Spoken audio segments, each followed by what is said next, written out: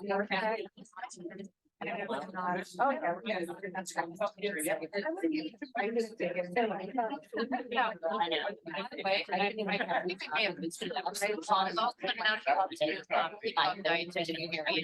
I was like, I have someone you can talk to. I know, it's like, that's exactly what I'm talking about. It's like, I'm passing it very wide now. We want, so I get to. It's like, she should pick a nice not be. Want to make any money? Oh, no. No, she wants to make money. I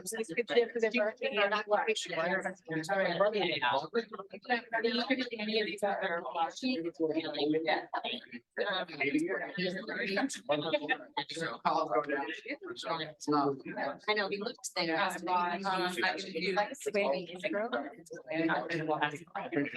you want to have? Good. Yeah, I'm happy to talk to them. I just feel. I don't know. Yeah, I don't know. She applied to everything last. I know. I said that. So I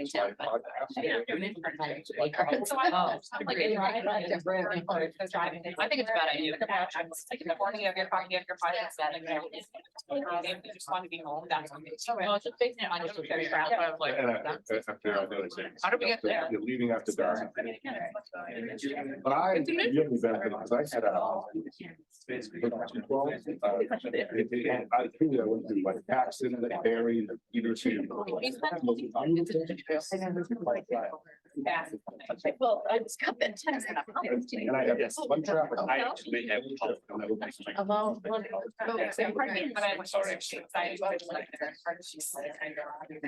I always been like I never had to go to the line. So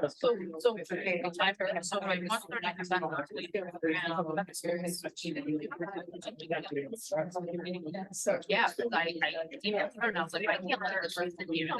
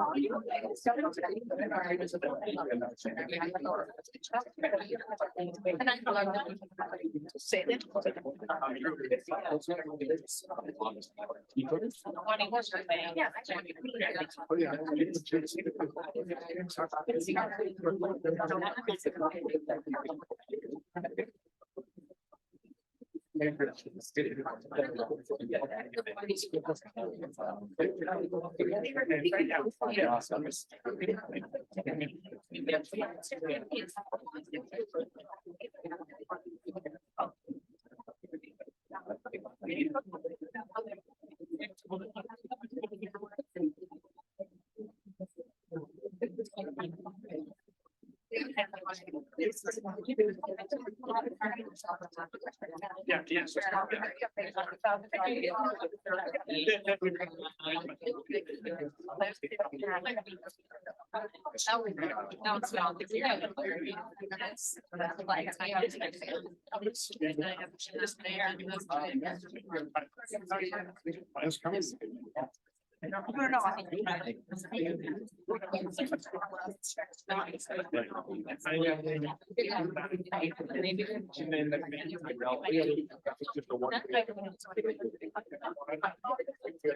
Right, if everyone can just take a seat so we can get started.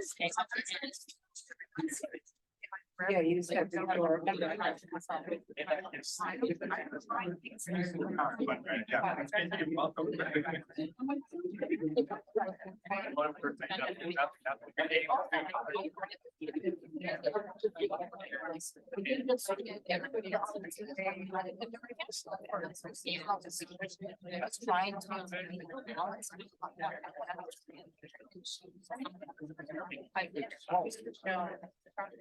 Okay.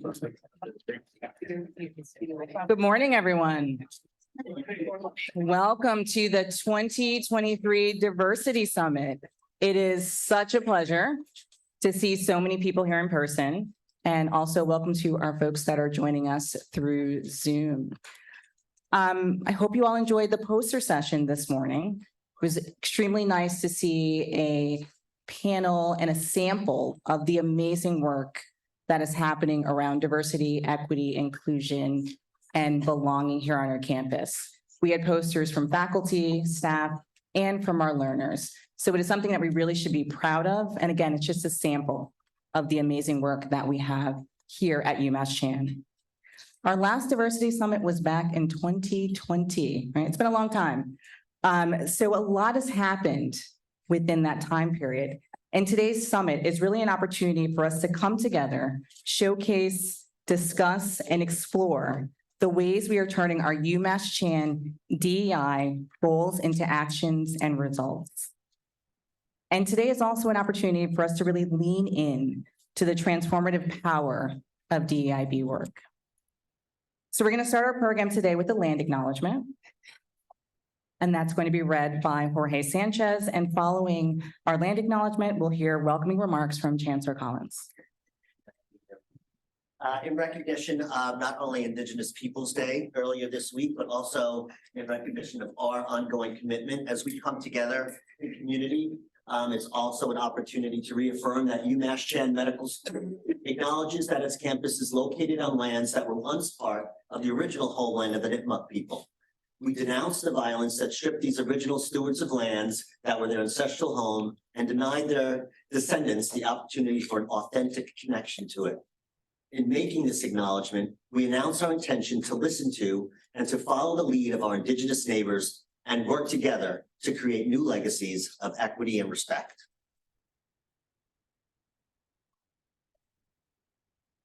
You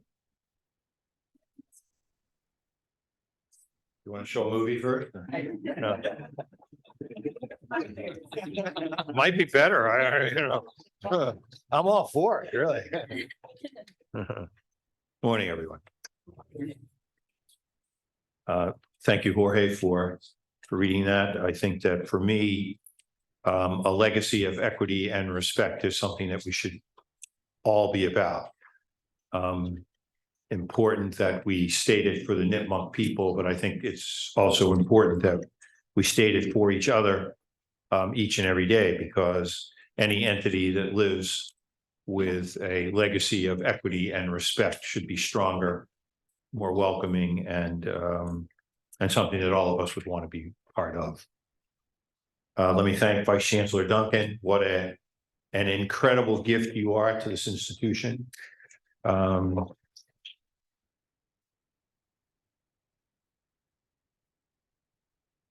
When I've said this before, it annoys the bejesus out of her when I say it, but when I was introduced to the 4 finalists for her position, it didn't take me 15 minutes to decide that was the person that I wanted leading our DEI efforts, and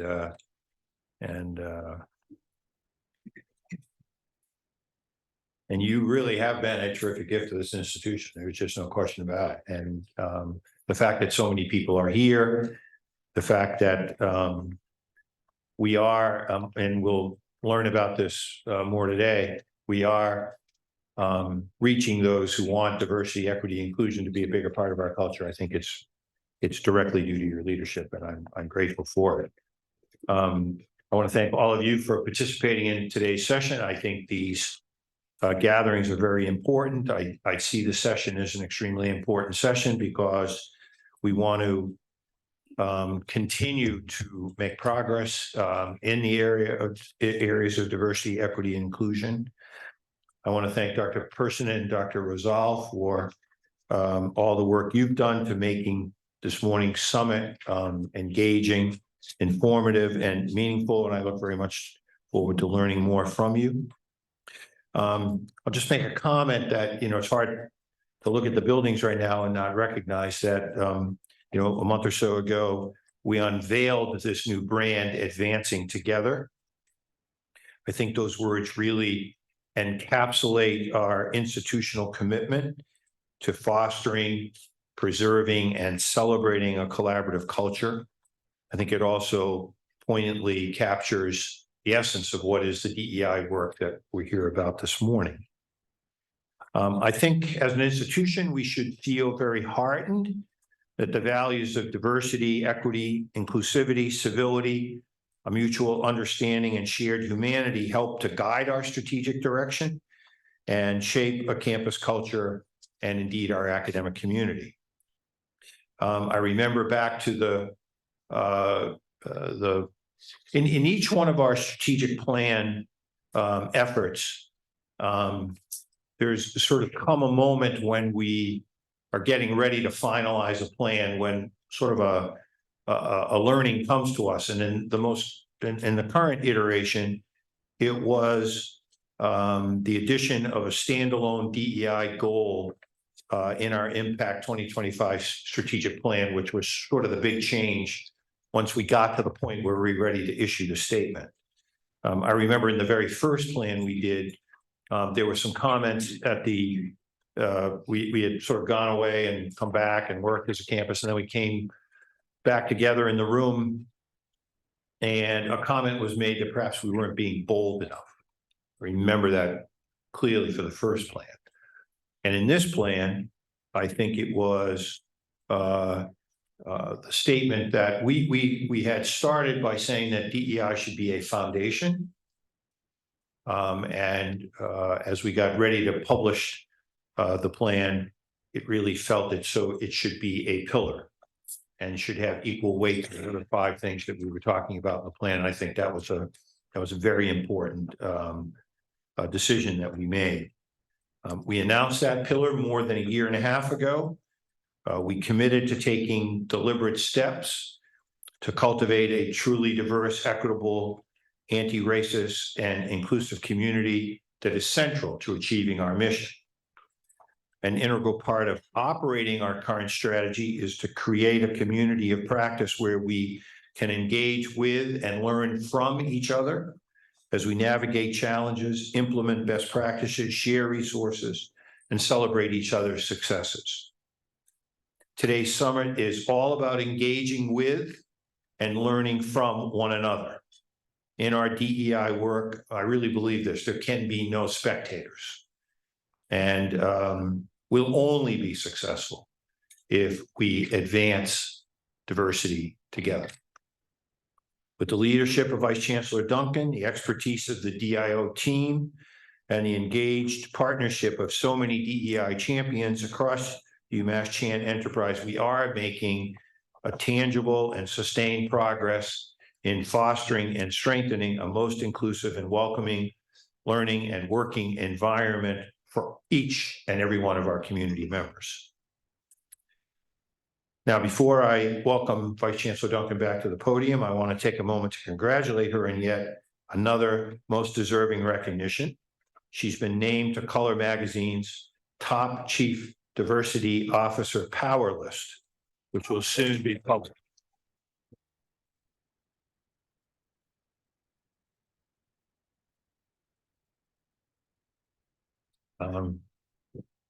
She is clearly a power behind these efforts, and each and every one of us now comes together. You know, it's really what is so wonderful about this is that there shouldn't be a power differential about the ideas that we're going to talk about in the next little bit. Each one of us brings something that's very substantive to this conversation, and having a leader like Marlena sort of trying to tap into each one of those ideas is really what will make the summit very important. I look forward to learning from each and every one of you this morning. I hope that we come together to fashion even greater ideas so that the commitment that we've made to diversity, equity, and inclusion can be fostered and furthered by our coming together today. Thank you all very much.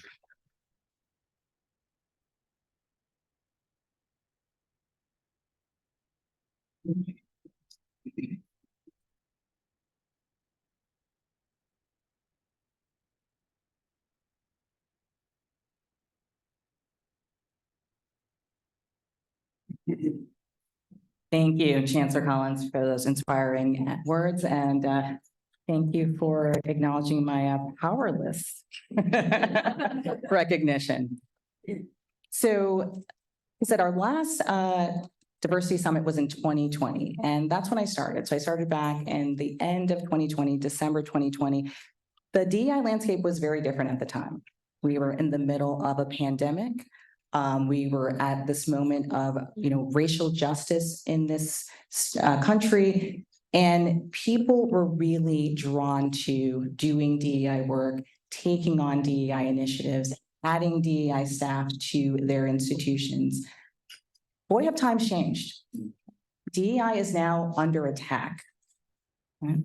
We have laws, we have things that are changing. The landscape within 3 years has changed significantly.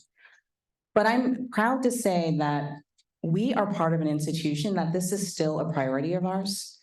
It is a fundamental element of our strategic plan, and we are advancing together. This slogan, this new call to action is really critical at this time. We are advancing together. We have things to be proud of, right? Like sometimes this work can feel very heavy. It can feel like we're not making progress, but we are. And so we created a video just of this past year, some points of pride, right? Like what have we done to advance together? What does it look like when we collectively lean into this work? So I'm just going to share this video with you all and then we'll continue. Is there a way I can turn it up? Over the past year, we've had several points of pride, especially advancing together around diversity, equity, inclusion, and Sure.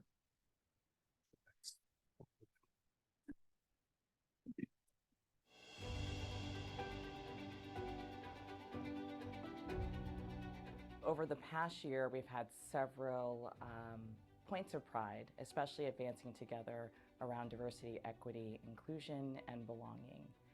And there's no way that we can do this work alone.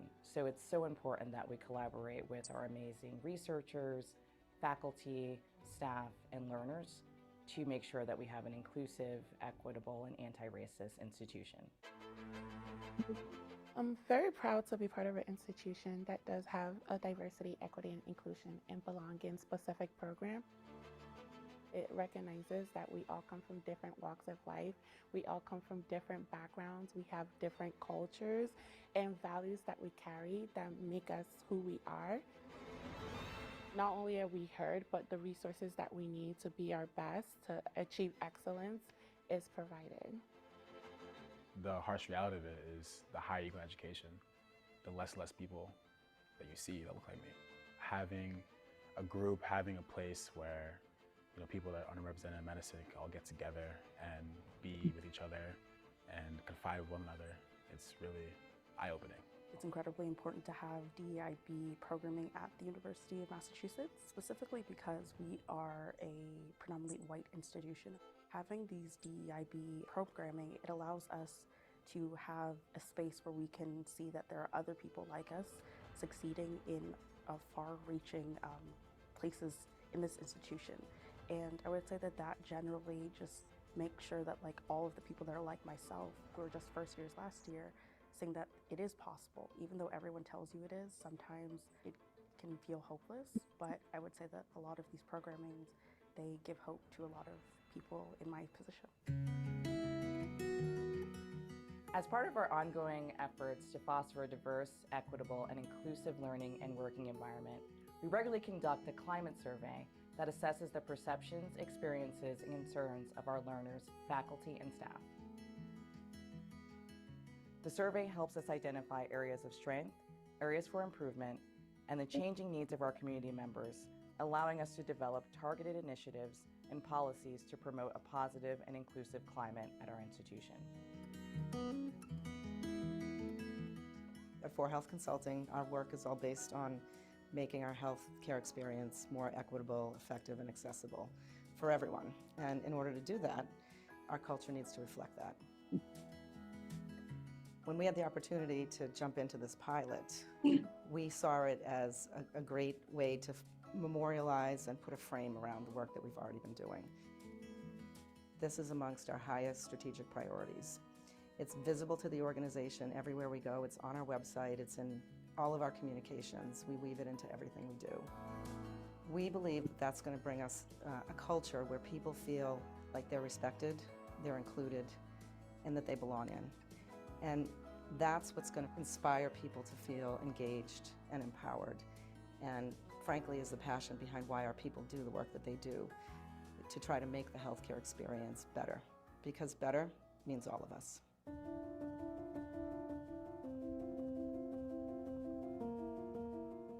I hadn't thought about restorative justice as it applied to medicine. I had heard about it a little bit with regard to the criminal justice system or sort of other areas in society, but I think that its application in medicine is really an exciting opportunity, and I was thrilled that they offered the training and that it was available to me and I got to participate. It's something that I really believe in, creating a culture of community and connection within people, and I think increasingly it's getting harder and harder to find that in medicine, and there are a lot of problems with burnout and medical professionals being unhappy, and I think a lot of that is about returning back to the human connection that's in medicine. As we reflect on the achievements of this past year, we're reminded that fostering a culture of inclusion and belonging is an ongoing journey. It requires a collective effort, continuous learning, and an unwavering commitment from all members of our community. I extend my deepest gratitude for the dedication, support, and engagement in advancing our shared vision of a truly inclusive and anti-racist institution.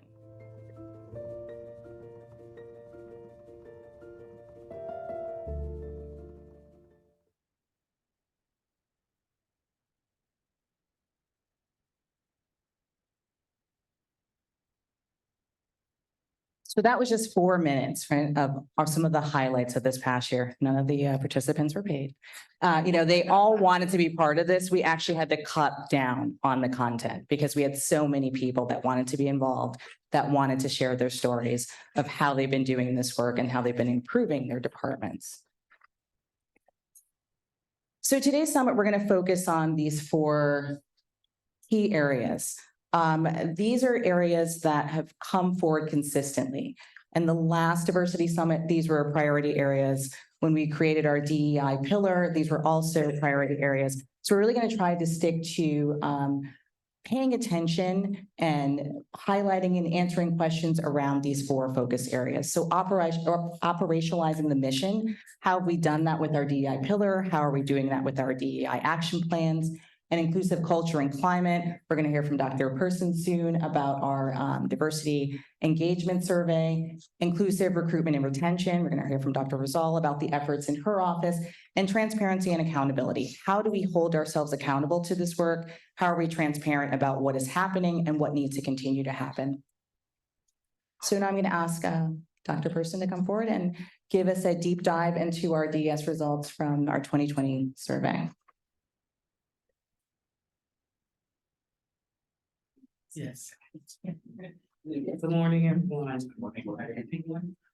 I'm going to set my time to make sure I don't go over.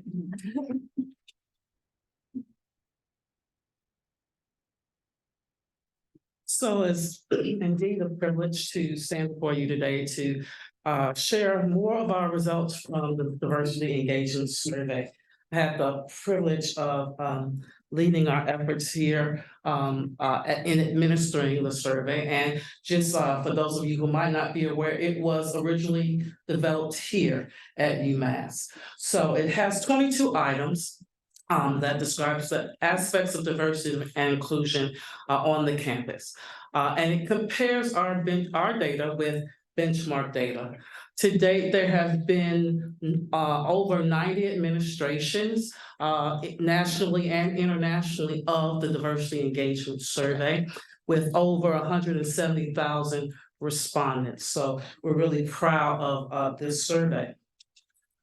It was developed to capture the essence of the relationship between the organization and its members.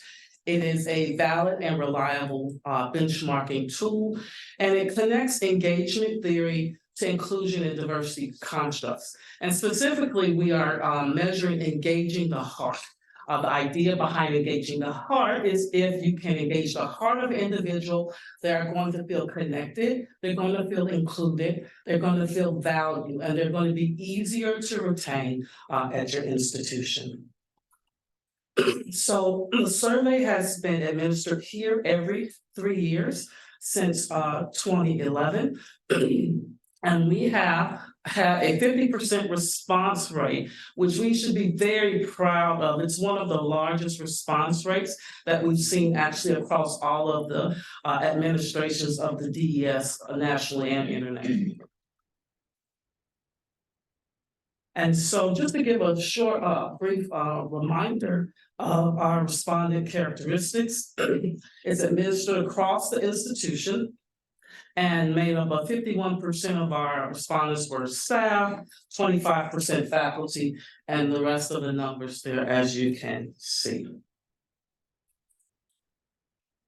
Furthermore, all of our people are spread across all lengths of time at the institution with higher amounts from in the 1 year to less than 5 years category, and also in the 10 years or more at the institution. And as well, our group is primarily made up of millennials and Gen X, et cetera. Furthermore, we're predominantly female, and we have other representation by gender identity and sexual orientation. Finally, if we look at race ethnicity, we see the distribution of characteristics here, with about 13% of our respondents being underrepresented in medicine, as well as veteran status and disability status. So to simplify the results of the DES, we typically combine the strongly agreed and agreed categories to comprise a favorable or percent favorable response to our questions, as well as across our inclusion factors and engagement clusters. And so you've seen this data here already, that 78% of UMass Chan respondents had a favorable rating across all items of the DES. That's compared to our benchmark respondents. So we as an institution are doing better than the benchmark is for comparable institutions across the country. And you can see our favorable rating has been going up over time after an initial dip after the first time, which is expected in the literature. After you bring an idea to someone, they start to think about it more carefully. And so you'll initially see a bit of a dip, but the good news is that we didn't stay down, we're continuing to increase. As well, we see our ratings by business unit here, with our respondents of mass biologics having the highest favorable ratings, with Bay State Health having the lowest. Again, they're earlier in the stage of doing the DES, so it's understandable. And we see that just about every business unit has increased in their favorable rating over the last 3 years. If we look at by position at the institution, we also see increases in just about every category, with the exception of postdocs, who had a bit of a decrease over the last 3 years in their overall favorable rating. If we look at length of time at the institution and disability status, length of time at the institution, those who have been here at the shortest tenure time have the highest favorable rating. However, our favorable ratings across all other categories of length of time at the institution are relatively the same. As well, we see our favorable ratings by those who self-identify as having a disability. And while it is lower than those that do not have a disability, that is still a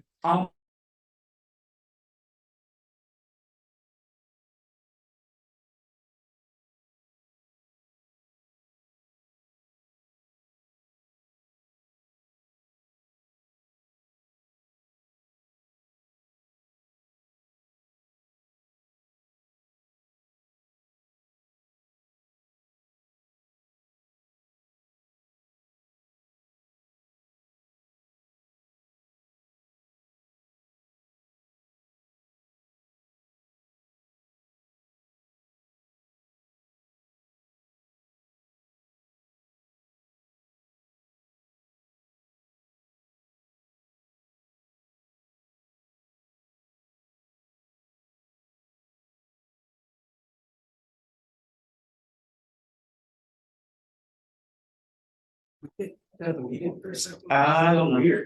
Okay. All right, pull yourself back together. All right. So if we look at the, okay, we just said about this. All right. And it's not advancing. Let's see. All right. And now we look by the race ethnicity, we see that while we still have some differences, but from those who self-identify as being Hispanic or Latinx and Black or African American. However, again, all groups have had improvements over the last 3 years. Breaking down our gender and sexual orientation, we see our favorable ratings for male as well as female, again, increases over the last 3 years. And gender here includes all gender identities. Sexual orientation, we see a difference in those who identify as being heterosexual versus those who identify as being LGBTQA.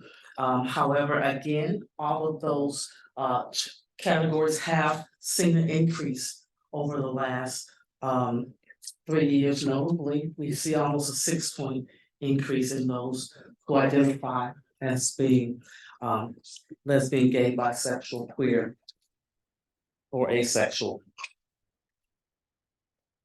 If we look by age group, those from Generation X, Generation Z, are the most, have the highest favorable ratings at 85%. All other groups tend to be kind of hovering around that 80% favorable rating. And all groups with the exception of the traditional age group, have seen huge increases in their favorable rating. Now, we also look at, in addition to overall, we have several inclusion factors and engagement clusters that we measure. So we have 3 clusters, one called vision and purpose, one called camaraderie, and one called appreciation. And they're made up of the factors that you see there on the screen. And so for our common purpose factor, we are looking at if the individual is experiencing a connection to the mission, vision, and values of the institution. And so in each instance, we have comparison from our institution to benchmark respondents. In just about every area, we are above the benchmark. So for example, for common purpose, feeling connected to the mission and vision of the institution, our overall favorable rating there was 83% compared to 82%. That is almost a 2-point difference from 2020 though. Access to opportunity, whether an individual is able to find or use support for their professional development and advancement. We are at 79% compared to 76% in the benchmark, and that is almost a 6-point increase from 2020. For equitable reward and recognition, I will say equitable reward and recognition is a hard construct, period, across the board, across everyone who's ever done the DES. Okay, this is where they usually score the lowest. And unfortunately, we are no exception. However, we are still ahead of the benchmark. So we are at 65%, and that is a 4-point increase from 2020.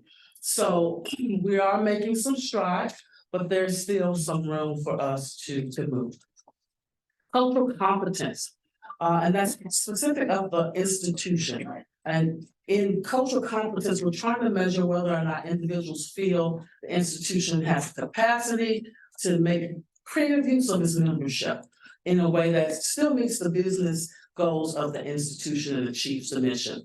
And so our UMass Chan responded almost a 6-point difference between the benchmark respondents, and that's a 7-point increase from 2020. Plus, With trust, we're trying to get at whether or not the individual has the confidence that the practices and policies and procedures of the institution will allow them to bring their best self, so they are feeling included. And so for trust, we are again ahead of the benchmark, up 3 points from 2020. And sense of belonging.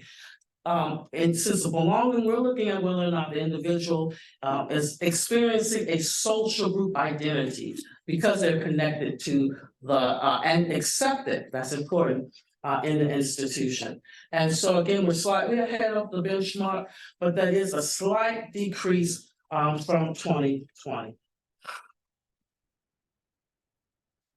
Our final two are appreciation of individual attributes. So the individual feels valued, they can successfully navigate institutional structure in the light of or through the lens of their express group identities. And so we have benchmark again by 3 percentage points and respect. The individual feels there's a culture of civility. And so we are 4 points above the benchmark, and that's a 1 point increase from 2020. Now, we look at our individual questions across the survey. Here are our highest responses, feeling that their work or studies contribute to the mission, feeling that there's someone at work or school that seems to care about them as an individual. They feel like they are experiencing respect among individuals, and there are opportunities for them to engage in service and community outreach. Those are the highest rated questions across the DES for UMass Chan. Our lowest, at work or school, my opinions matter.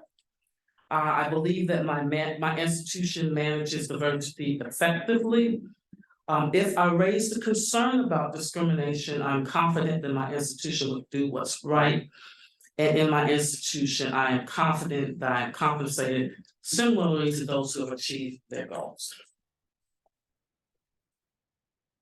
I mentioned in comparison to the benchmark, we were more favorable on 21 of the 22 items. So that's really impressive, just for someone who's looked at the data over the last 11 years. That's really impressive of where we've come along.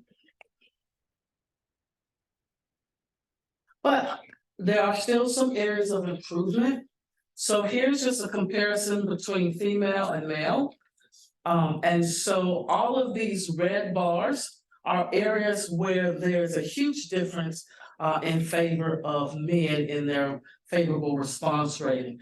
And looking at the largest differences, believing that the institution manages diversity effectively, raising a concern about discrimination, and being confident that their accomplishments are compensated similarly to others who have achieved their goals.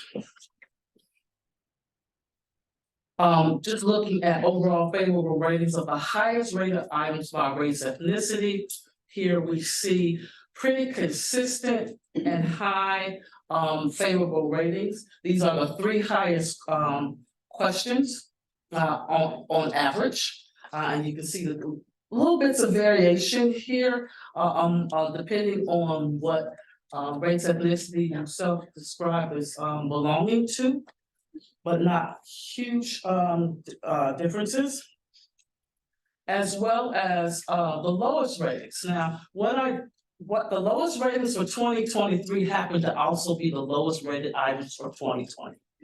And so in the black bar, I show you where we were at 2020. So in 2020, for example, within people who self-identified as being Black, 41% said that I believe my institution manages diversity effectively. That was the favorable rating for that. It's gone up to 53 now for over the last 3 years.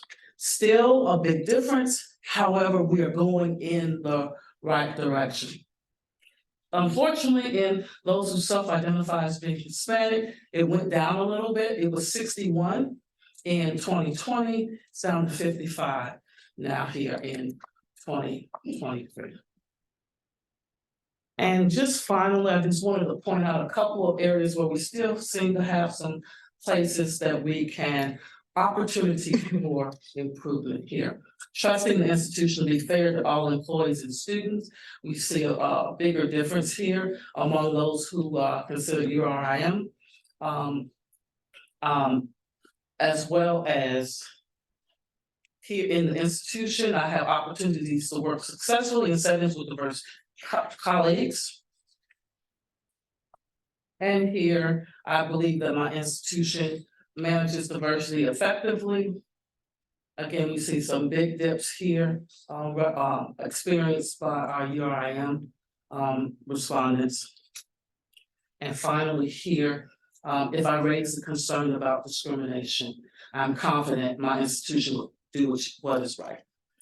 So just some final conclusions. We have overall favorable ratings of diversity and inclusion efforts at UMass has been increasing steadily since 2014 after our initial dip. All race ethnicity groups experienced increases in their overall favorable ratings. We saw increases in both males and females. However, we see some big differences still in 18 of 22 questions between females and males.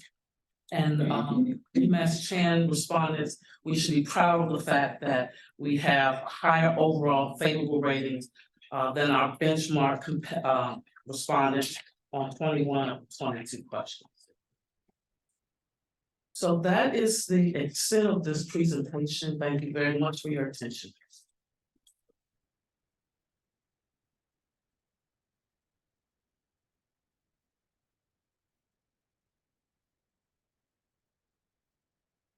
Like I said, we have a lot to be proud of. We do. You know, again, like this can feel heavy at times, and I know that there is work to be done, but we are moving in the right direction. So next, we're going to have Dr. Rizal talk to us about the recruitment and retention efforts we have around our faculty from underrepresented backgrounds. And we will have time for questions at the end. So if you do have questions about the DES or any of the other presentations, please hold those. We will have an opportunity to ask questions at the end.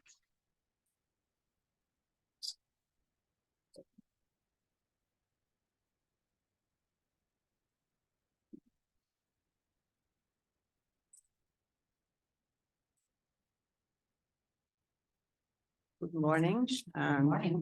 Thank you for being here.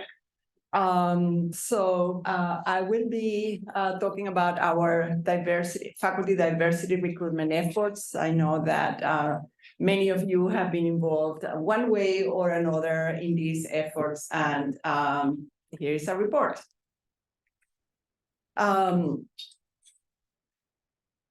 Most of you have an understanding of diversity and why we're looking at these efforts in such a broad manner.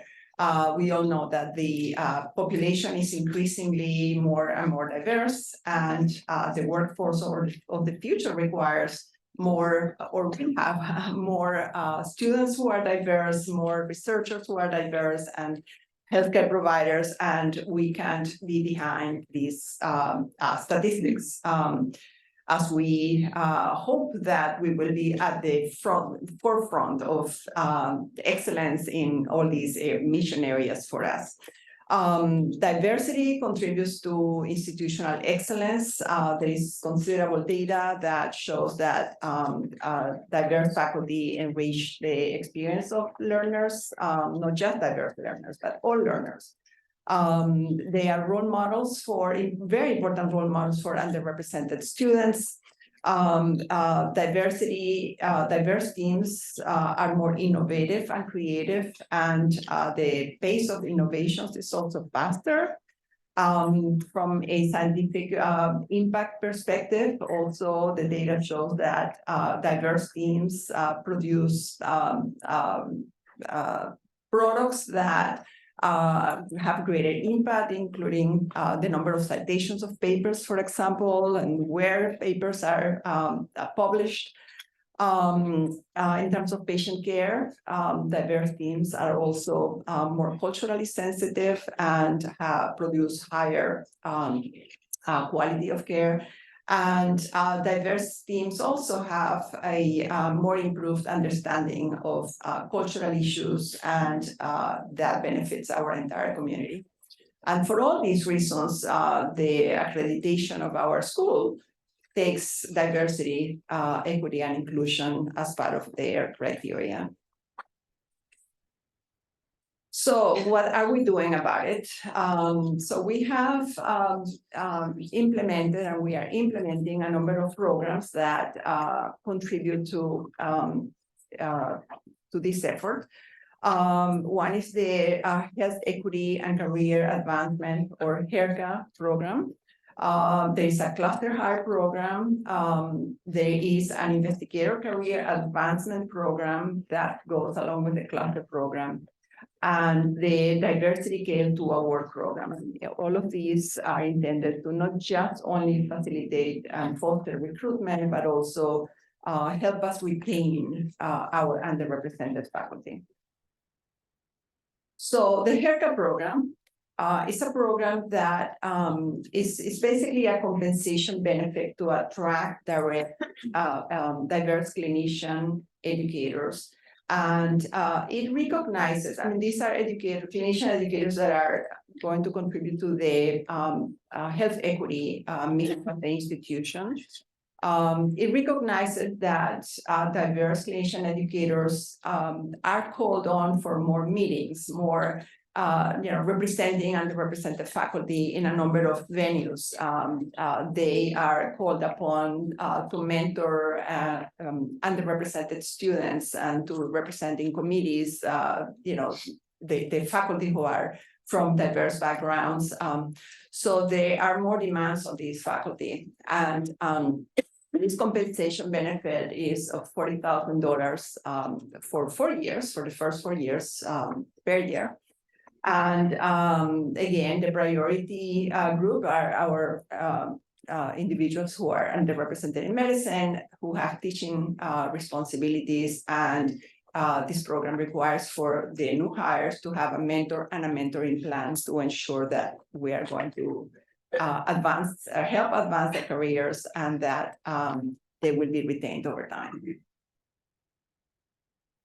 Since its implementation, since we first started the implementation, up until September 30th, we have recruited 12 individuals under this program.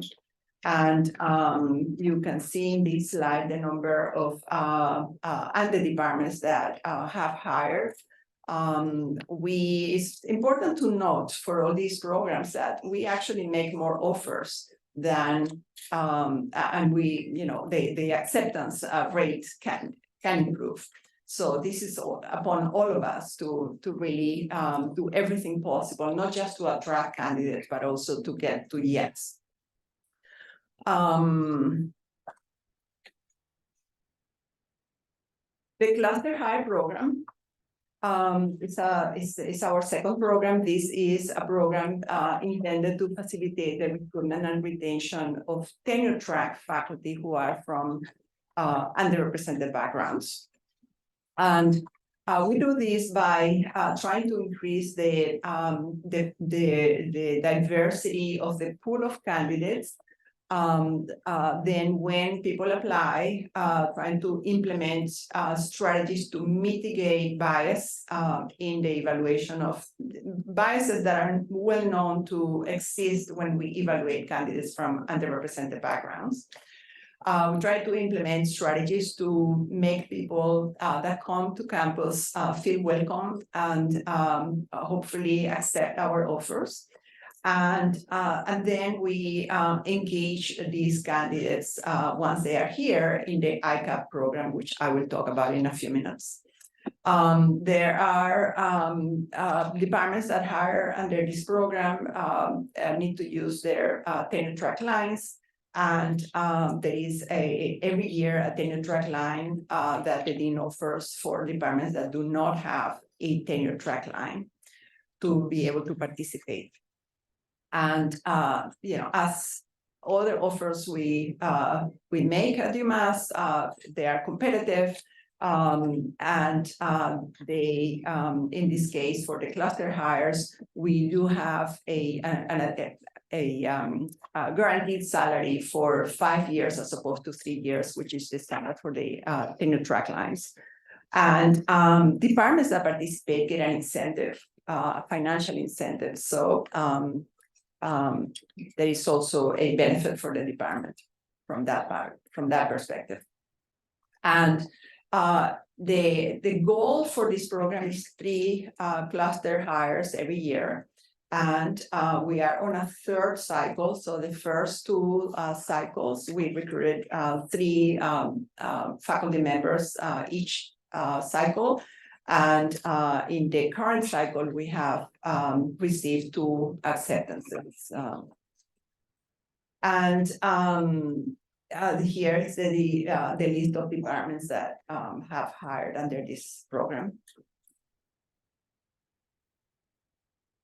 And then the Investigator Career Advancement Plan, or a program, or ICAP program.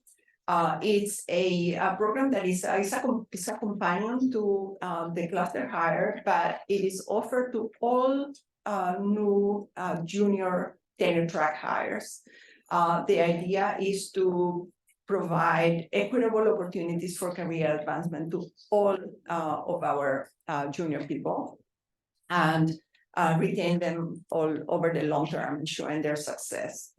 And it offers robust mentoring, faculty development, curriculum that is structured and promotes their networking and hopefully collaboration among themselves as well, in addition to a community building activities.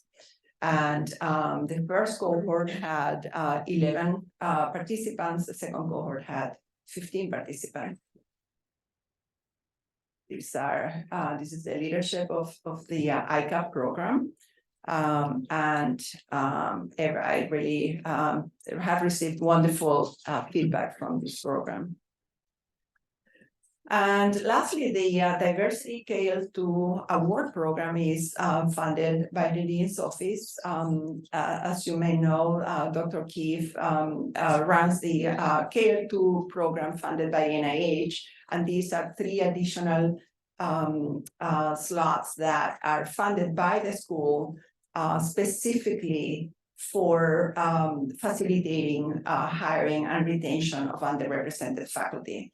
And most of these faculty are clinical translational researchers, but not all of them. So candidates can come from different backgrounds.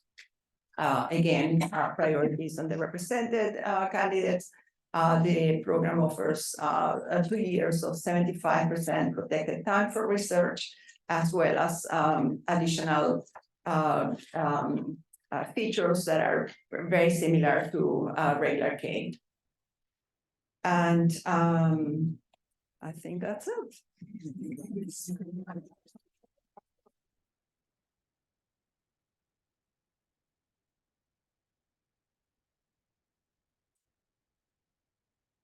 Yes, thank you, Dr. Rizal, for that important work that your office is doing and all of these specific programs that you have in place for our faculty.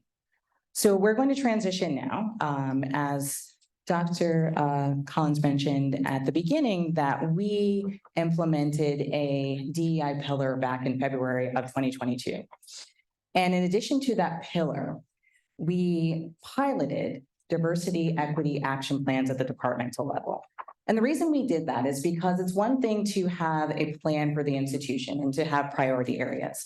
And it's another to really understand the unique needs of individual departments. What are those concerns? What are the areas of DEI that need to be specifically addressed that are at the departmental level? And how do we get at those, right? Something that our office doesn't have a view into. And so we piloted this program with the hope that we can do this across the institution so that everyone feels the impact of this work. So we've asked some of the departments that participated in the pilot to join us today and to share their experiences. What were some of the benefits? What were some of the challenges? And then how do we motivate you all to implement this process in your department as well. So I'm just going to ask the panelists to come up here and grab a seat. This is where I get to, live out my Oprah dreams. And I'm going to ask them some questions about this process.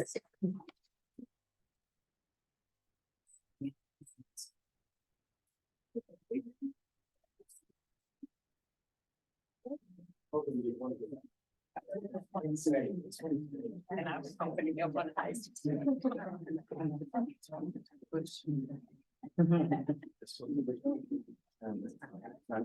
about time to sit up. Perspective taking.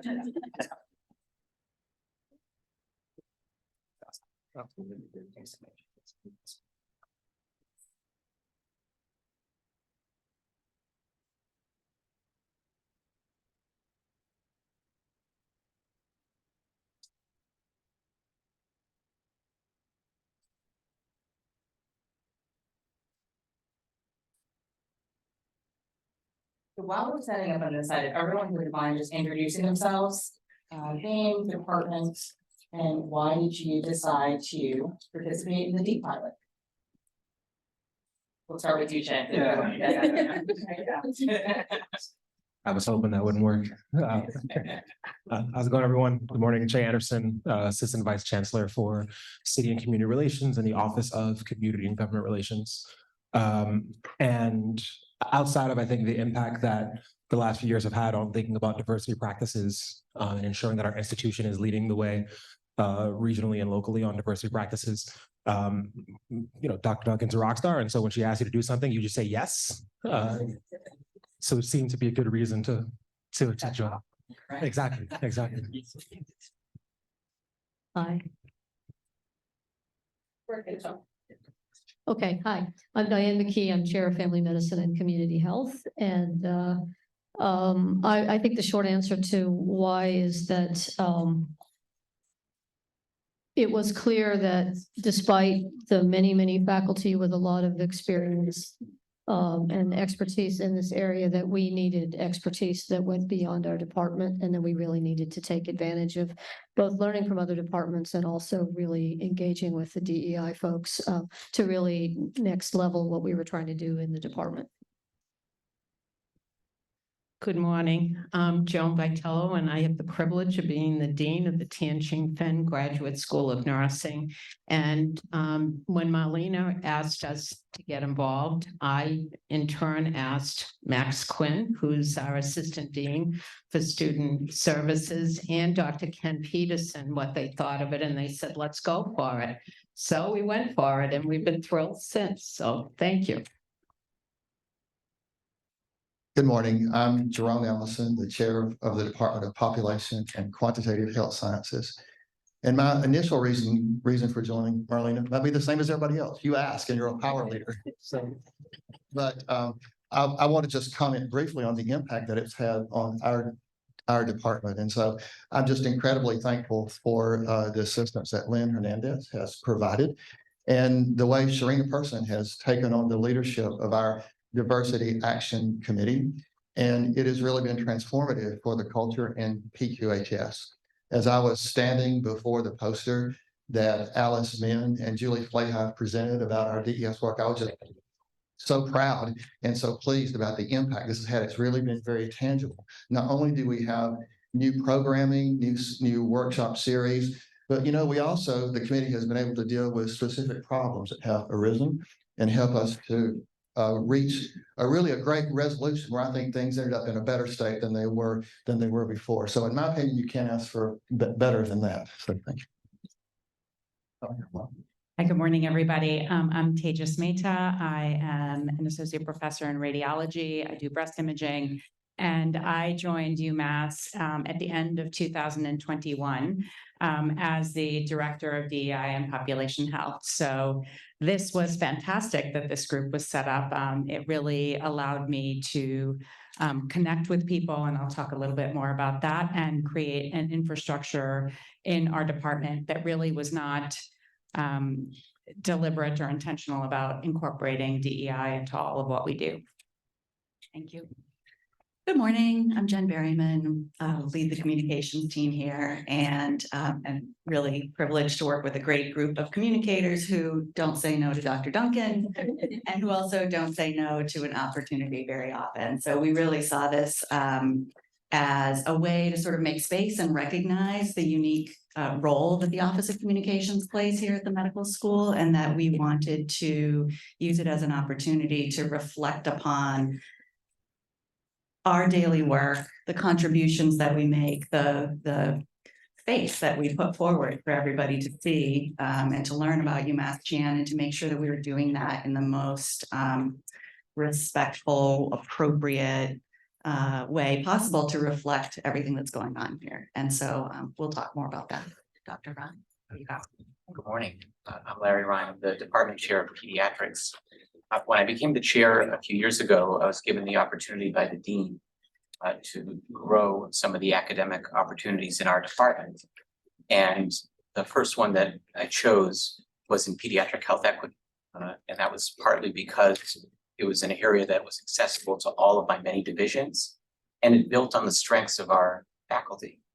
And I was lucky enough, I want to acknowledge the efforts to recruit some of the national leaders in that space. I want to acknowledge Arvind Garg, who we created as the vice chair of health equity, some other fantastic people like Alison LeBlanc, some of the internal faculty like Misha Fahey. And with their efforts, you'll hear more about some of what we've done, but we were already in the process of formalizing the different opportunities to grow health equity in our department and in the institution. And so when Marlena asked, of course, it was a natural extension of what we were doing. We're happy to do it. So thank you. Good afternoon. Is this on? Yeah. Good afternoon, everyone. I'm Jorge Sanchez. My pronouns are he, him. And I am the program director of diversity and inclusion at For Health Consulting, as well as a member of the DIO team here at UMass Chan.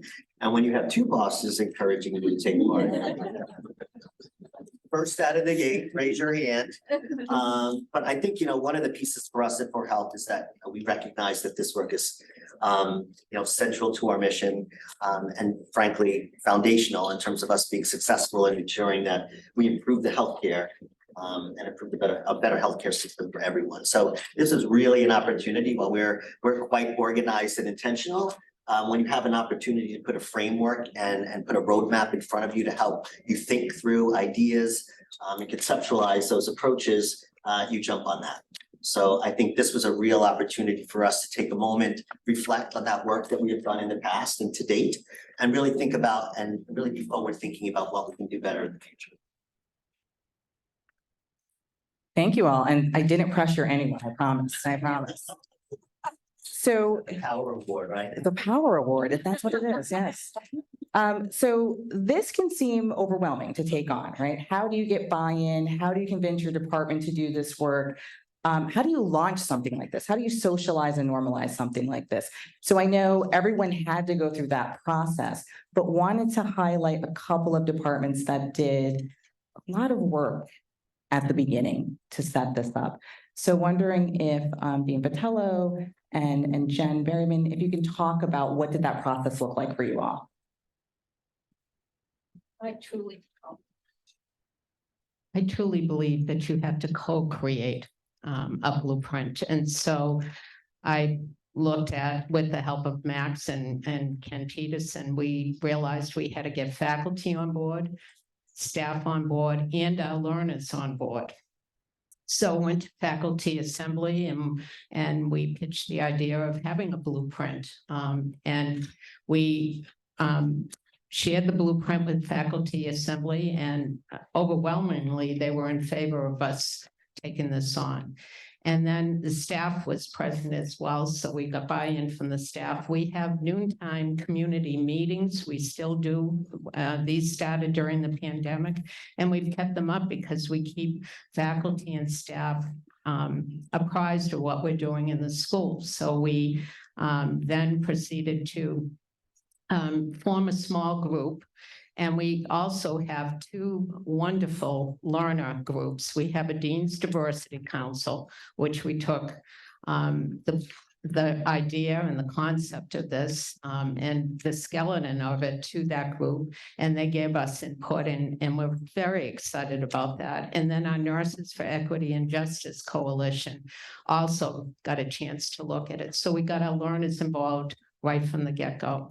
And they were really all on board with us. So we then did the hard work. We had to start putting ideas to all of the constructs of this blueprint. And we did this with a smaller group, a task force that kept everybody informed. So we kept bringing it to our community meetings, to the Diversity Council, the Nurses for Equity and Justice, and kept getting feedback on it till finally we had that blueprint in place. But again, we didn't want it to just be words on a paper. We wanted it to come alive and be operationalized. So we kept bringing it up at our community meetings. We'd look at all of the DEAP, and I have an example of that. And we set it up much like you would set up a strategic plan where we had discussions. We had our goals, our departmental context, and then we'd have a discussion about how were we doing? Were we making any progress? And I think when you find that you make small baby steps, this keeps encouraging you to do more. And we saw that, the fruits of this. We've seen it in being able to recruit diverse faculty, and we're very proud of our outcomes with our learners as a result of this. So it has really propelled the Tianjin Fen Graduate School of Nursing to be very committed, because we want our learners who will become our providers to really reflect the population that we see in the future in 2040. This has been something I've been committed to all of my career. And just this whole DEAP allowed us to really propel that even further. So, and Max, would you like to share some of our outcomes with the group? Because Get there, we'll get there. okay. Jumping ahead.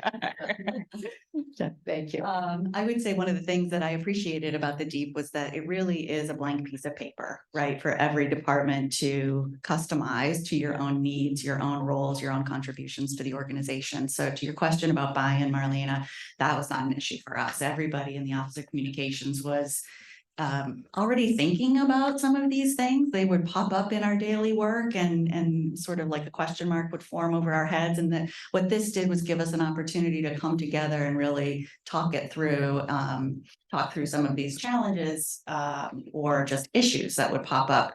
And then figure out how we wanted to handle them going forward in a consistent, ongoing basis. So the way we started was with an all-hands meeting in person. I think it was in the middle of the pandemic, must have been. We were in a big amphitheater, so I'm thinking we were social distancing at the time. And you and Lynn joined us, and it really was an opportunity to share ideas, to brainstorm. And what we tried to identify were the touch points between communications and what we do and how we are reporting on, reflecting the diversity, the equity, the inclusiveness, the sense of belonging here at UMass Chan. What were those commonalities? Where did the circles overlap? And then we formed a steering committee. We identified 4 areas that we thought warranted attention. And went into them with an open mind, right? We didn't really, preconceive what the resolution would be, but we I think all agreed as an office that these were 4 areas that really warranted attention and further discussion and thought. The first one was a department-specific mission and value statement. Like, do we all have a common understanding of what we're doing and why we're doing it? So that we developed that. We thought that it would be challenging for us to evaluate how well we were doing in terms of reporting on and representing the various complexities of this organization. And it is very complex, not just 3 graduate schools, but 2 business units, public service, all of the components.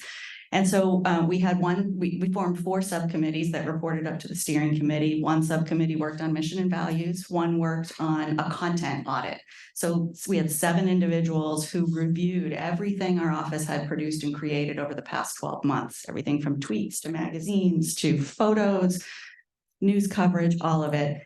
And while it was challenging to do that in some ways, it gave us a good picture, not just whether we were reflecting, ethnic and racial diversity, but are we, for instance, doing 75% of our stories about the GSN and not doing any about the GSBF, those kinds of questions. We were really trying to look at, how are we devoting our resources and are we doing that in a diverse and equitable way that really reflects our mission, institutional mission. So that was one committee. Another one was inclusive language. And I don't think you want us to talk about results yet, but we want to be sure that we generally follow an AP style, but we do have some exceptions to that. And we know that language is changing and that language matters. And so we wanted to be sure that our editorial team was confident in the decisions that they were making about what words are we using, why are we using them, in what instances are we using them. So we had a third subcommittee that looked at inclusive language. And then the fourth one was photography, which may seem strange, but you can imagine how powerful, like the message conveyed by photos, right? Whether it's in a brochure or on a website or in a news article, it says a lot about the organization. And we can talk more about that, but we wanted to ensure that what we were showing through our photography that's representing UMass Chan was realistic, not aspirational diversity. It's tough. It's a gray area, and it was very thought provoking. Every one of these committees incredibly thought provoking, and not sure that we landed in exactly the right spot, but just by virtue of having the conversation, I know we made a lot of progress. So I'll stop there, but happy to talk about our outcomes and results. Thank you both for that. So want to shift to curriculum and education. So want to focus in on radiology and pediatrics. What did that look like in your department? Being kind of on both sides of the house, how did you integrate the DEAP into your education and your curricular components in your departments? In pediatrics, we had a faculty and a group of trainees that really were already so motivated and engaged, and we wanted to put some formal structure around it. So I put them into different categories of things that we put in place for the entire department, and some that were very trainee specific. So for the entire department, as an example, something that I think seems simple and obvious, but our health equity program said, can we have some dedicated grant rounds spots for health equity topics? And so we put that in as a new part of our schedule, where at least once a quarter, and often more, have dedicated speakers just on those topics. We created DEI specific M&M sessions around not just medical issues, but around issues around diversity and things that have gone wrong. When it comes to trainees, our health equity program developed specific electives that have been so popular that I think every month they've filled, where we create opportunities that allow our trainees to go into the community, to provide mentoring opportunities for our medical students. So we developed a little bit more of a formal curriculum. And some of these ideas, I'm going to tell you, are coming straight from our trainees. So I think a few of our trainees said, can we, in our morning report, which we have multiple times a week, can we have a health equity minute where we look at each of these issues through a health equity lens? And so I'm really proud of our group, and just again want to emphasize what a team effort it is, because these ideas are coming from our faculty and our trainees. They wouldn't be possible without the support of what really feels like an institutional message. I think it's something that it's not in a silo. Everything we're doing comes with the support of the whole institution and the medical school. So I'm very grateful for that. But a lot of the ideas are coming from the trainees and faculty themselves, and we're just trying to not get out in their way, truthfully. So to echo some of the same sentiments, I think it cannot be my vision and having everyone implement it. It's really engaging other people to see what their vision is and how they would like to incorporate DEIB into our regular work. for radiology, the incorporating this in for the learners has been much easier than incorporating it for the faculty. We can carve out time for them. It's part of their noontime conferences. We carve out time for volunteer opportunities for them. For the faculty and the staff, it's been harder, and that's really because of the clinical demands. And so we've taken baby steps in terms of having grand rounds, for example, offering CMEs for some of this work. And then community building. It's interesting for radiology. We've gone remote and we've found ways to be remote, which everyone loves. And yet when we've surveyed people what they want more of, it's connection. And so how do we balance that? And we're working on that. We also did not have, the way we've sort of structured it is sort of faculty education and faculty diversity. How do we focus on recruiting more diverse faculty? There's a big in radiology. We've not seen trends of increasing diversity in the radiology population. And so really, how do we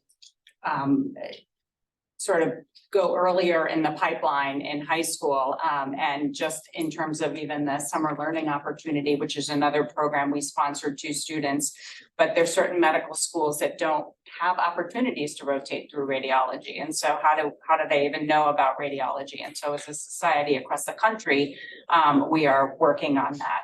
And then the common ground, why all of us do in clinical medicine what we do, it's to help people. Sounds cliche, but it's really the truth. And so educating people on social determinants of health and the inequities, the health inequities that are out there, is the common language that we can speak. So for example, you know, sometimes just the other day, someone said, oh, Mrs. So-and-so showed up, she's a half hour late, and should we have her reschedule?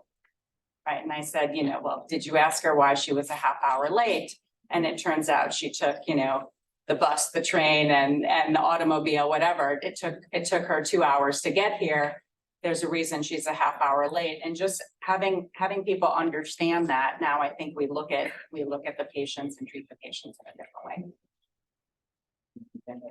You know, I think the quality of the programming really matters. And what I'll tell you is that Diane and I work together on engagement in general in the institution and define that as, you know, when our faculty are participating in programs above and beyond their regular clinical or academic work. And what I'd say is that some of the quality of the speakers in the health equity rounds or in the book clubs, or some of the monthly PEI meetings, which are voluntary, they're not mandatory, are some of the best attended conferences that we have in our whole department. And it process from trainees to faculty to nursing. And I'm really proud of that level of participation. But it's because the committee itself is creating the dynamic programming that makes people want to participate and do the programming and then follow up with the next great event next month. So I think that, again, the quality of the program is the driver. So let's talk about culture and climate. How have you all used the DEAP as a way to engage your departments, improve culture and climate? And I'll start with family medicine because I know you've worked with us a lot and incorporated this concept into your DEAP. So I was thinking about how to summarize this, and I think the most important lesson for me has been around the importance of assessment. And so as a department, we actually did our first needs assessment around diversity back in 2017. In 2021, we revised a survey and surveyed faculty and residents. Didn't get a tremendous response rate from residents, but we did have some resident engagement in that survey. And one of the lessons was that many of the experiences of micro and macro aggressions are happening in our clinical spaces. So when we repeated the survey in January of this year, we actually made a strong push to include the staff that were working, especially in our ambulatory practices, which really is the heart and soul of our learners' experience. And so that has been a really important part of the process. I think one other point of assessment that's been really, really important is that the structural oppression and anti-racism group within the Worcester Family Medicine Residency also devised a survey for the residents, which was done in 2022. And I will say that the results from both of these processes of finding out what's going on in the department have been somewhat sobering. And while I can tell you intellectually that I know we have work to do, when you see the results within your own department, it really brings it up close and personal. And it has specifically guided where we knew we needed to do work. So some of the key findings were, I'm going to focus on the resident survey just because I think it's so telling.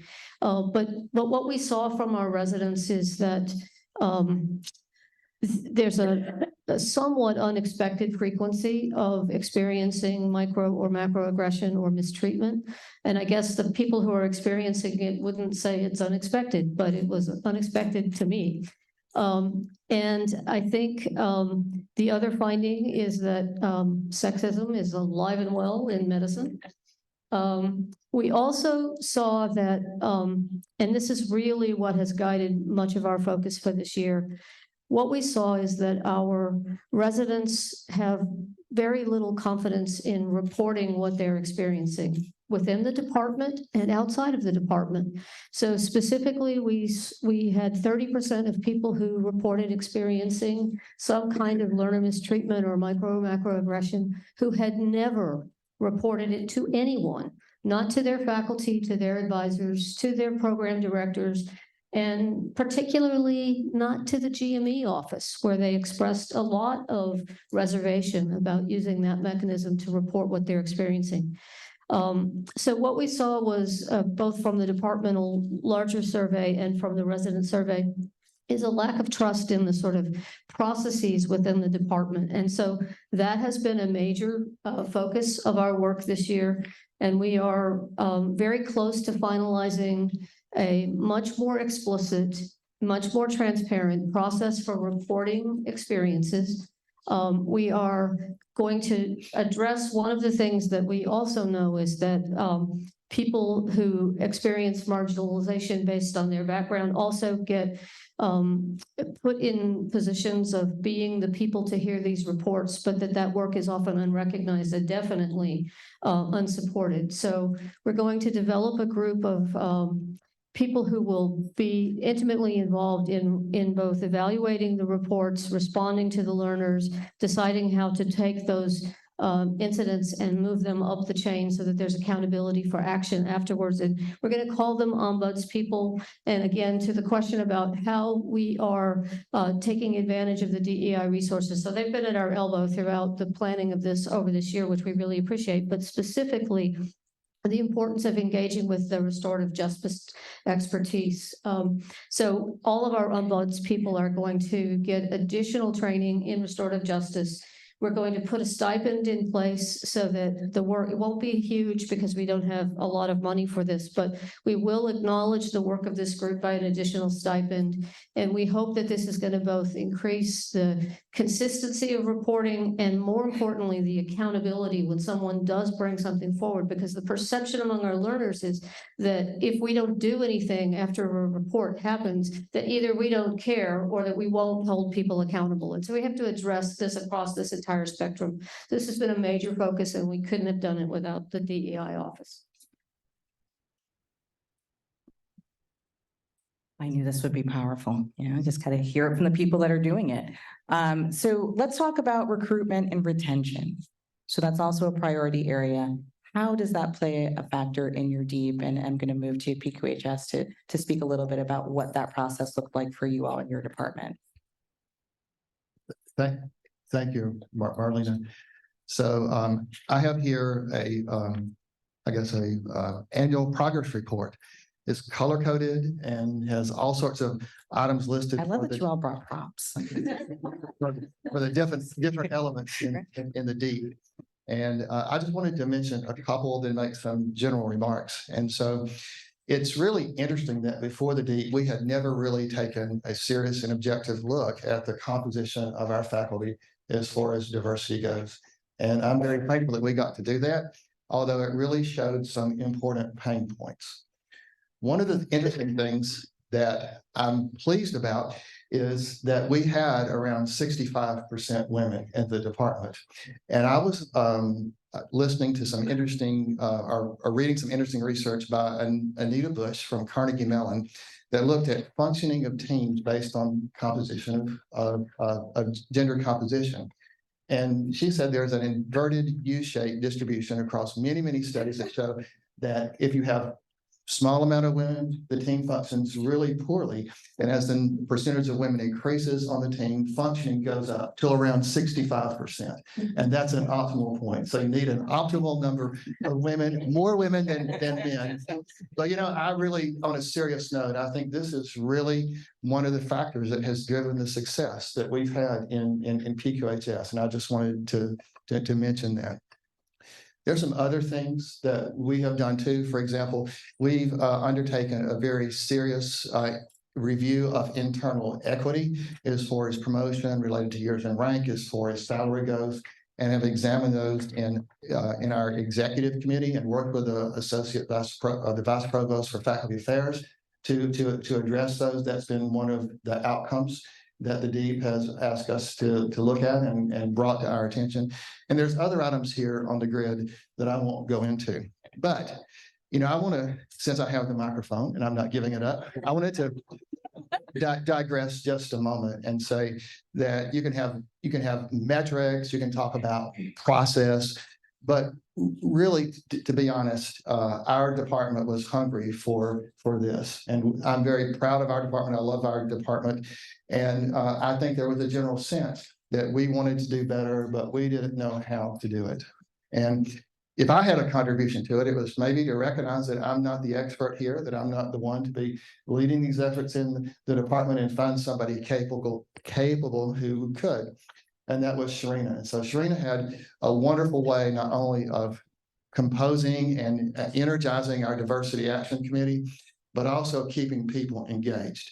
And one of the particular achievements I'm very proud of is how that the Diversity Action Committee has engaged staff. We've not talked about staff very much here, but I think that really is an area where there were inequities, there were perceived power imbalances, and the staff have really played very important and pivotal role in the way the Diversity Action Committee has functioned.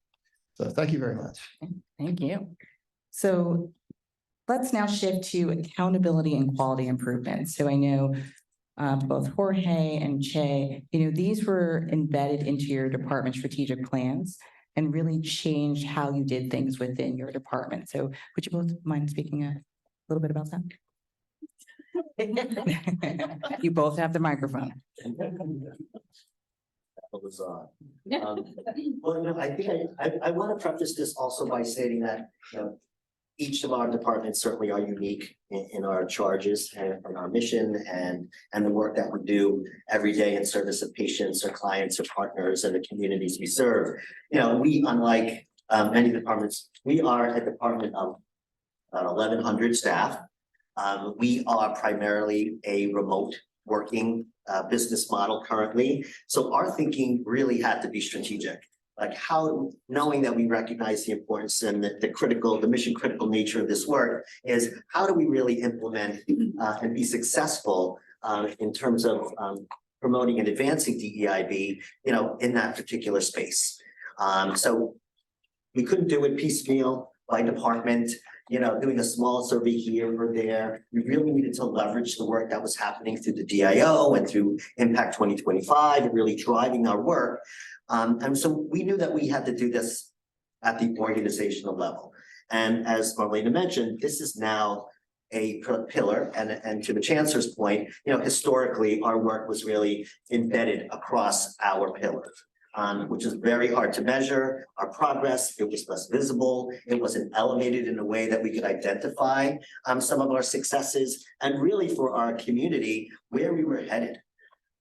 And with this DEAP and having it atop our list as a priority pillar in our strategic plan, as I mentioned before, it really created a framework and allowed us to set expectations, some SMART goals, and really start thinking about what are the processes, the systems, the resources, and the people we needed around this work to move it.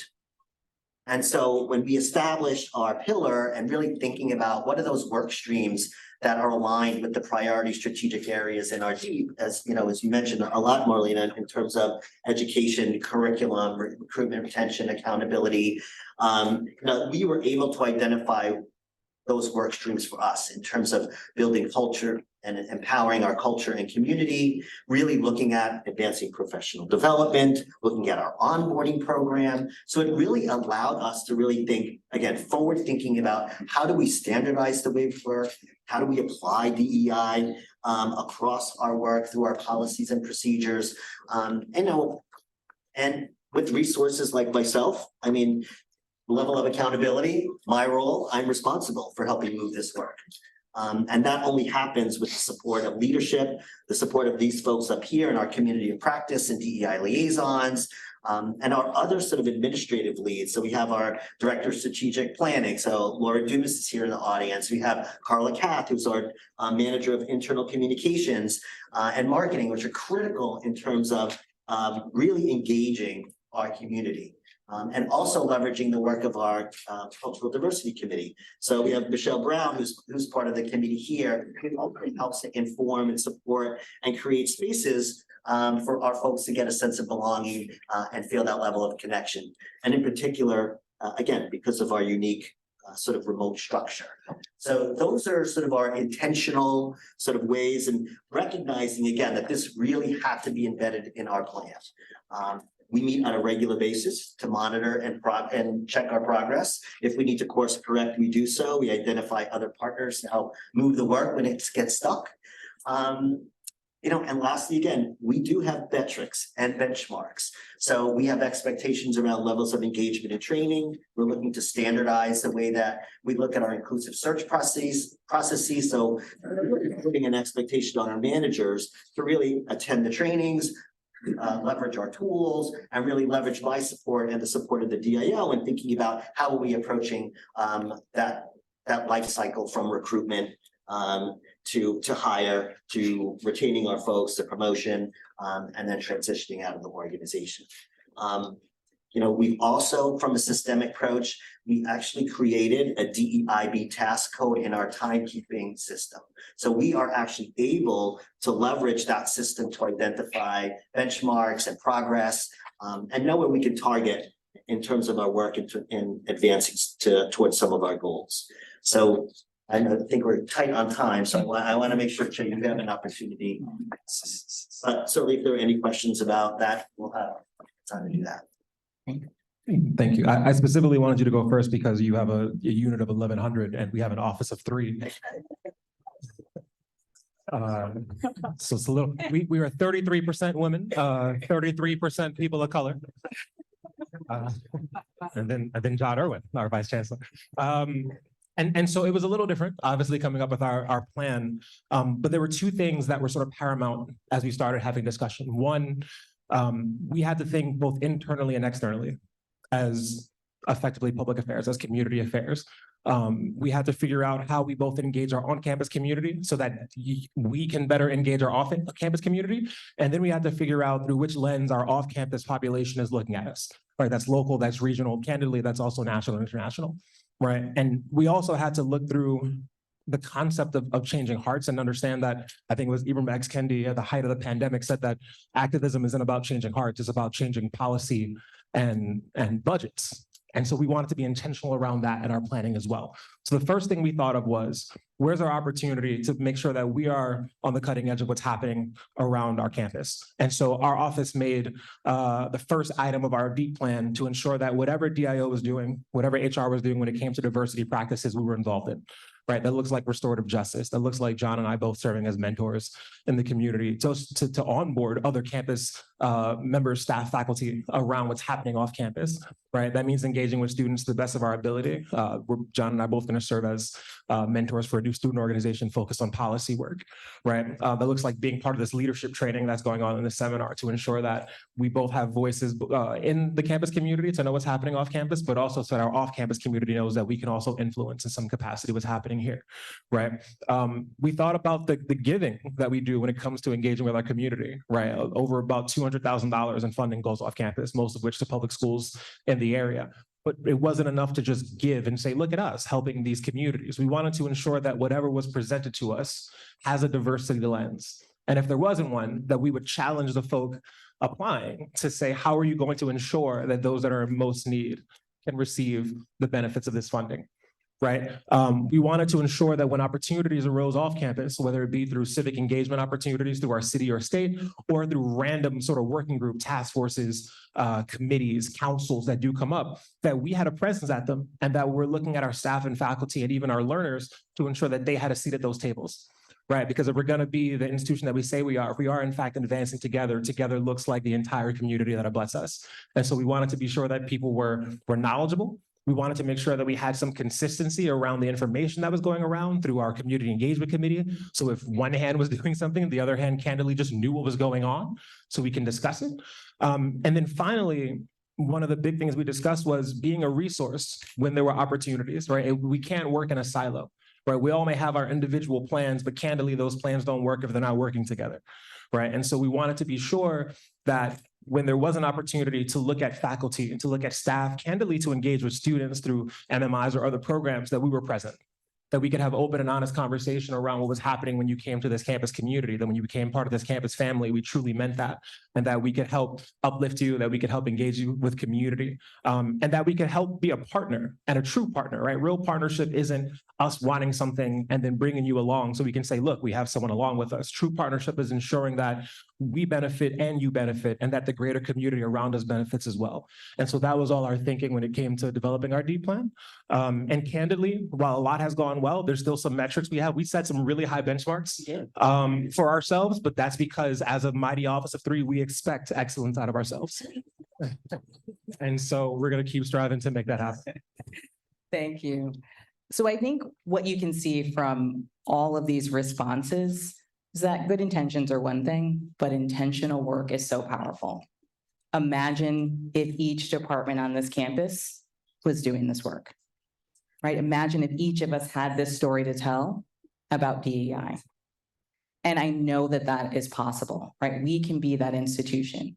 We can be the first medical institution that has this model. So I hope that this is encouraging. I hope that this inspires you to join us. It's work, but it's work that needs to be done. It's work that's going to be impactful, and it's work that you have support in doing.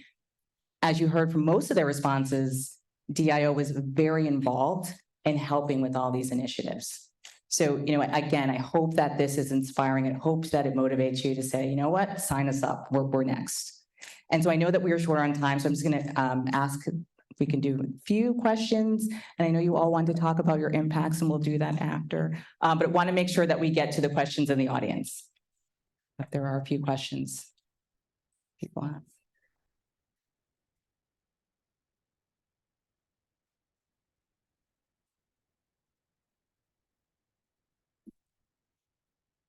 Hi, so I appreciate the DES results shown. I love the visual and I love seeing the favorable results grow.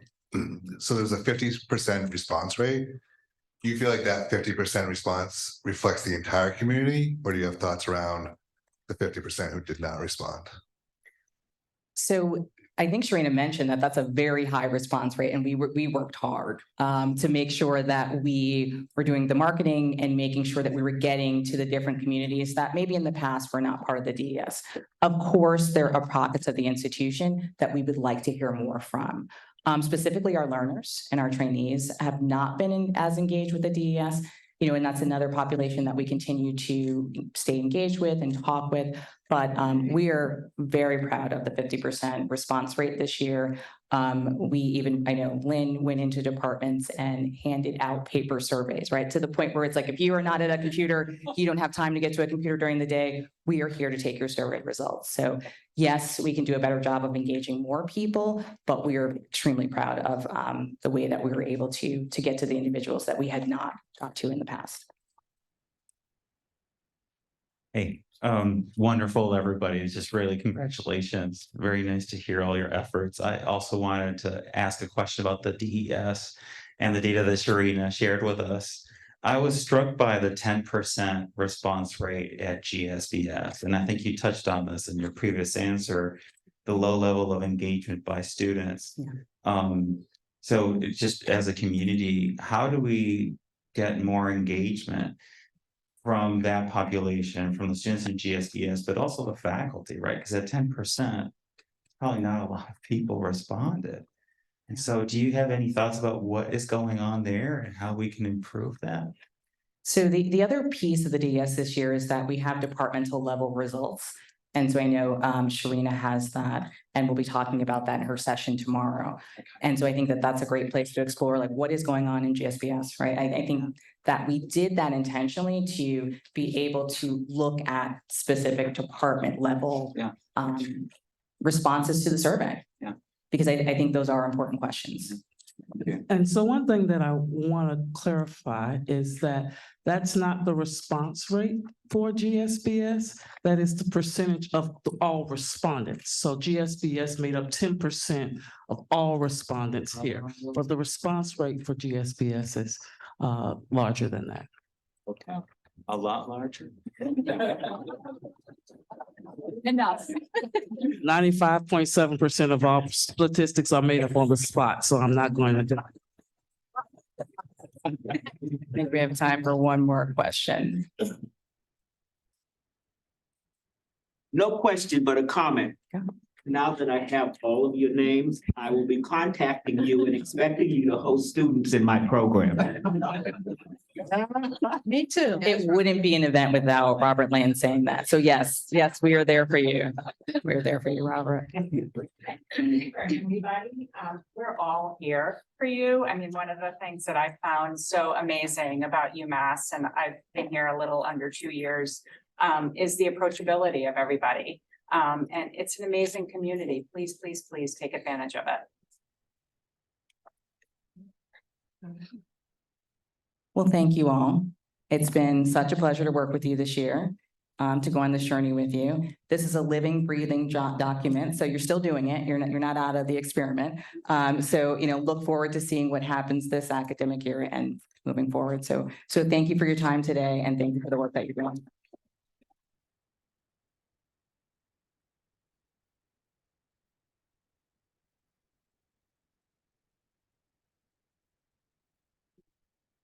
Now I'm going to ask Sing Flat to come forward and with some closing remarks for our summit this morning.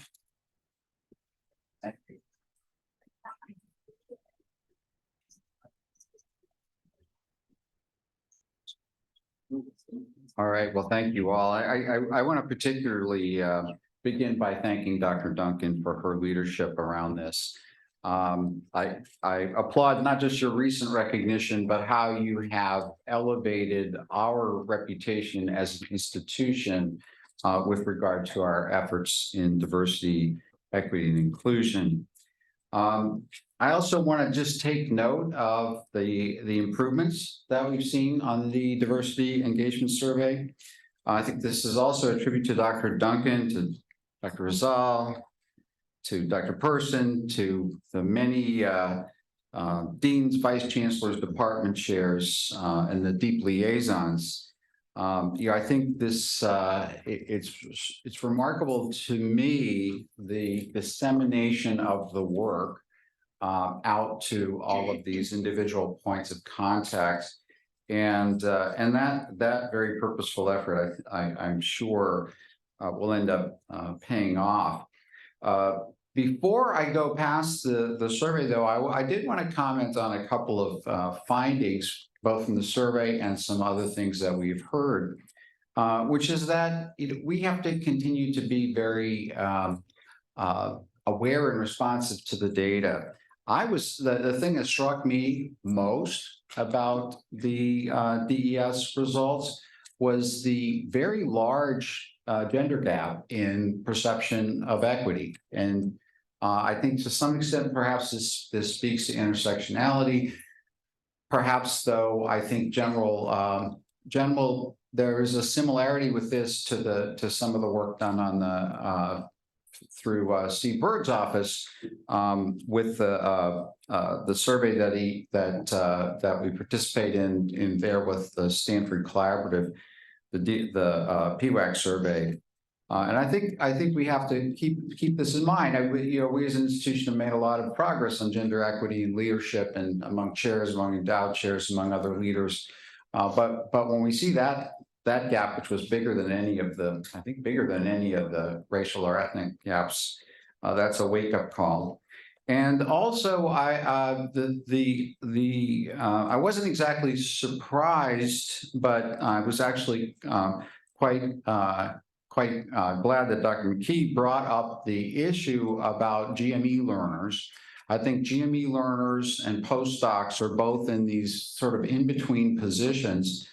And in particular, I know that our GME learners, our residents and fellows, are often put into environments where, quite honestly, in the healthcare environment, things can get incredibly stressful.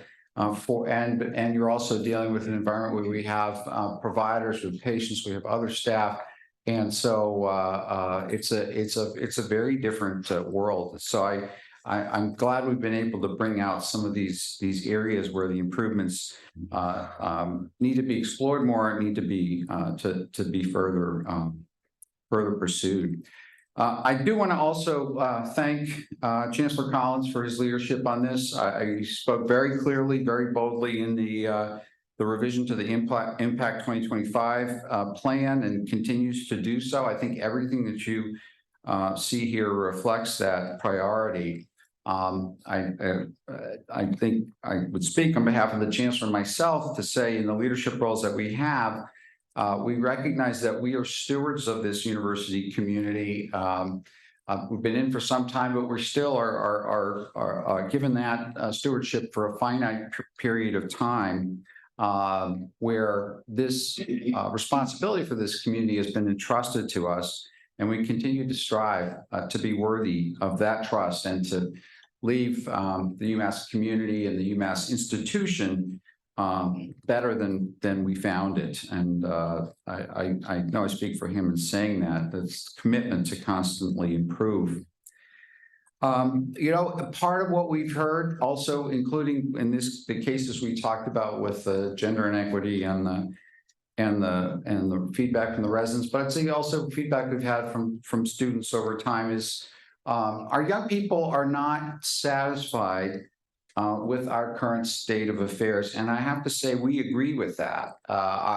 We've in the past, I think, done our best in a certain way.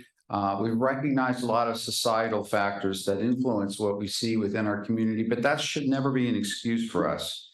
So we do need to, and I can speak for myself, we are committed to do better than we have done up to now, even with seeing the progress.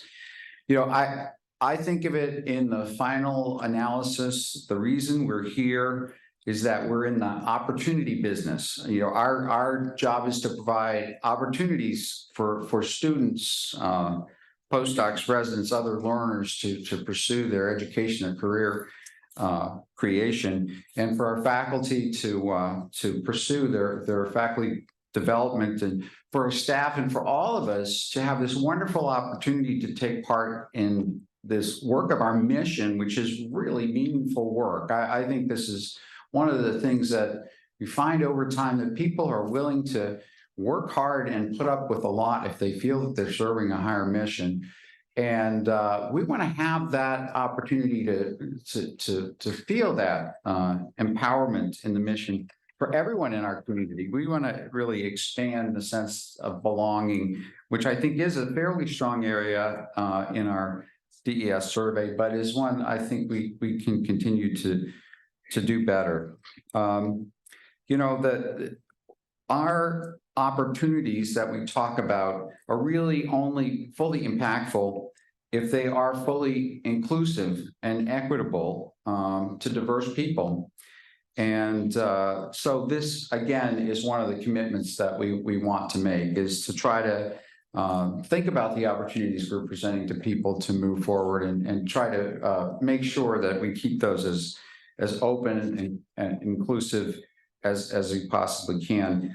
And then the final thing I'll just leave you with is, we've heard a lot today about a lot of great work from some of our leaders who are charged specifically with this mission, from our leaders in the departments, among the faculty groups. And we need your help in communicating these efforts. Not to say, again, that we're resting on our laurels, that things about our beating our own chest about all the things that we've accomplished, but to let people know that we are trying at many different levels, and we need feedback. We need truthful communication about where we are not meeting the standard, but we also need people to not become disaffected and thinking that the institutional leadership is not paying attention to these very real issues, because we are. And so sometimes it's hard to get that word out. I've been talking to Dr. Rosal about all the wonderful work she's done in her efforts on recruiting and retaining faculty, and there's still a lot of our students in particular don't know about that yet. So there are examples of this all over the organization, as Dr. Duncan can attest, and the deep plans from the departments and the liaisons, the diversity liaisons that are leading those deep planning processes. These are they're only really effective if people in those departments know that they're there. And for I think Che probably has a high awareness among his 3 employees, but for some of us that's a real challenge, and so we ask you to be our champions of this process, both in terms of trying to help us do better in what we're really delivering, but also our champions in speaking to our efforts and asking everybody to get involved. So anyway, thank you very much for this opportunity. I'm going to look forward to hearing from individuals of you about more about efforts that you're doing in your own departments in your own areas, because we didn't have enough time to hear about all the important impacts that are being made across all the schools and all the departments. But yeah, I look forward to hearing more from what you're trying to do and how we can contribute to that. So thank you.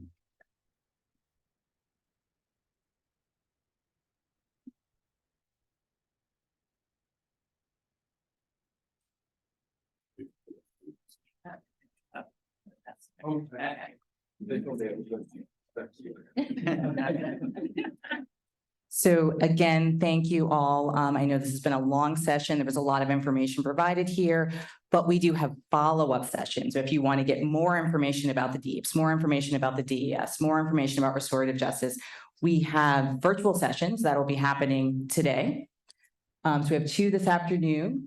The first one's about the DEAP, so hopefully everyone's there and you can learn how to set up a DEAP in your department. And then later on this afternoon, it's around restorative justice. If you would like to be trained on the practice, learn ways that you can create community circles, or just have some of our trained facilitators come to your departments and work with you. And then tomorrow, we have 2 virtual sessions as well. So the first is on the DES, and Dr. Person will be leading that. And then we have creating a space of belonging in the workplace. Those are for our people that are 100% remote, and Jorge Sanchez will be leading that session. So please, please, please, if you haven't registered, make sure you're there. And I have to thank my amazing team that makes this job look easy. Sometimes feel hard, but makes it look easy. They are an amazing staff to work with, to partner with, to laugh with. we enjoy what we do. We make a lot of noise if you ever come by the office. So it's just such a pleasure and privilege to work with you all. So thank you for all that you do. And we do have a survey. So please go to the QR code and let us know how we did. Any feedback that you have, things that you'd like to know more about, do it here. So thank you for being here and thank you for participating in the Diversity Summit.